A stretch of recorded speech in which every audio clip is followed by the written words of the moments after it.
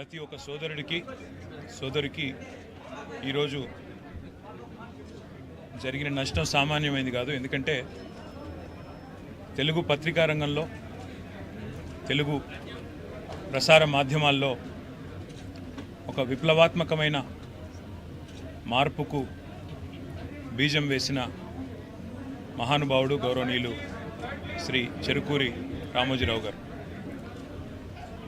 ఆయన ఈనాడు అనే పత్రిక స్థాపించిన తర్వాత తదనంతరం ఈటీవీ ద్వారా మళ్ళీ ప్రసార మాధ్యమాల్లో ఎలక్ట్రానిక్ మీడియా యుగంలో కూడా తనదైన ముద్ర, ఒక ప్రొఫెషనలిజంతో, ఒక విలువలతో కూడిన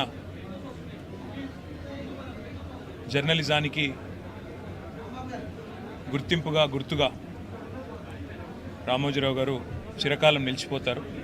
తెలుగు భాషని ఆయన అభిమానించిన విధానం, తెలుగు భాష అభివృద్ధి కోసం ఆయన తపన, అదేవిధంగా ఎల్లవేళలా రాష్ట్రం బాగుండాలి, దేశం బాగుండాలి అంటూ తనదైన శైలిలో ఎప్పుడు కలిసినా చిరునవ్వుతో భారతదేశం గురించి, అదేవిధంగా తెలుగువారు ఎక్కడున్న తెలుగువారి గురించి, తెలంగాణ గురించి, ఆంధ్రప్రదేశ్ గురించి మాతో ఎన్నో సందర్భాల్లో గొప్పగా చాలా విషయాలు, గతం గురించి, భవిష్యత్తు ఎలా ఉండాలనే దాని గురించి కూడా చాలా గొప్పగా చెప్పిన మహానుభావుడు రామోజీరావు గారు.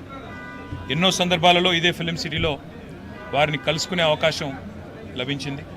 చాలా సందర్భాలు గంటలు వారితో కూర్చున్నప్పుడు ఒక మొబైల్ ఎన్సైక్లోపీడియా లాగా మొదటి నుంచి భారతదేశ స్వాతంత్రానంతరం నుంచి ఈరోజు వరకు చరిత్ర ఎన్నోసార్లు ఆయన నోటి వెంపడ విన్న ఒక అదృష్టం కూడా నాకు కలిగింది.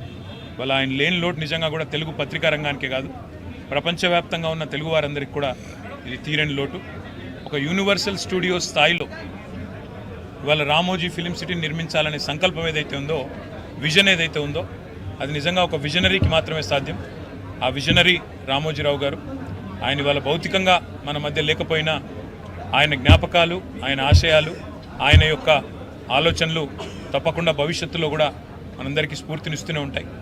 వారి ఆత్మకు శాంతి చేకూరాలని, వారు తప్పకుండా ఏదైతే తెలుగు భాషాభివృద్ధి కోసం, తెలుగువారి అభివృద్ధి కోసం తపన పడ్డారో, తెలుగు జాతి తప్పకుండా ఉన్నంతకాలం ఆయనను తప్పకుండా గుర్తుపెట్టుకుంటారని చెప్పి కూడా తెలియజేస్తూ, వారి కుటుంబ సభ్యులకి, అదేవిధంగా వారి అభిమానులకి, వారి బంధుమిత్రులకి అందరికీ కూడా పేరు పేరున మా పార్టీ తరఫున ప్రగాఢమైన సానుభూతిని కూడా తెలియజేస్తూ వారి ఆత్మకు శాంతి చేకూరాలని మనస్ఫూర్తిగా ప్రార్థిస్తాం.